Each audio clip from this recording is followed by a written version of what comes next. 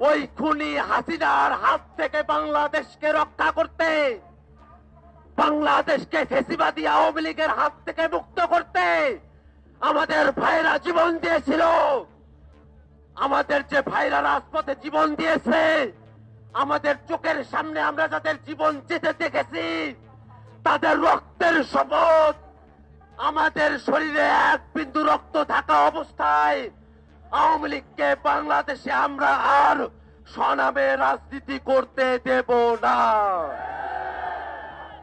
আওয়ামী লীগের ওই নৌকা মার্কা বাংলাদেশের মানচিত্রে শুধু নৌকা ফুটো নয়, ওই নৌকা ভেঙে চৌচির হয়ে বঙ্গোপসাগরে ভেসে গিয়েছে। ওই নৌকাকে বঙ্গোপসাগর থেকে বাংলাদেশে আর তুলে নিয়ে আসা যাবে না, যাবে না, যাবে না। বাংলাদেশের মানুষ মুজিববাদী আদর্শের বিরুদ্ধে, এই ফ্যাসিবাদী আদর্শের বিরুদ্ধে তাদের জবান পরিষ্কার করেছে।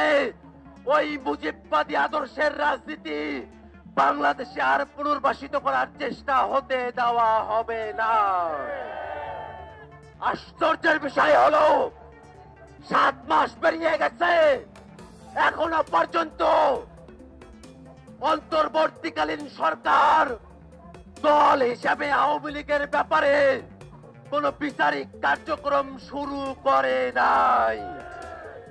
আজকের এই বিক্ষোভ সমাবেশ থেকে আমরা ঘোষণা করতে চাই, অন্তর্বর্তীকালীন সরকারকে অবিলম্বে দল হিসাবে আওয়ামী লীগকে বিচারের কাঠগড়ায় দাঁড় করাতে হবে।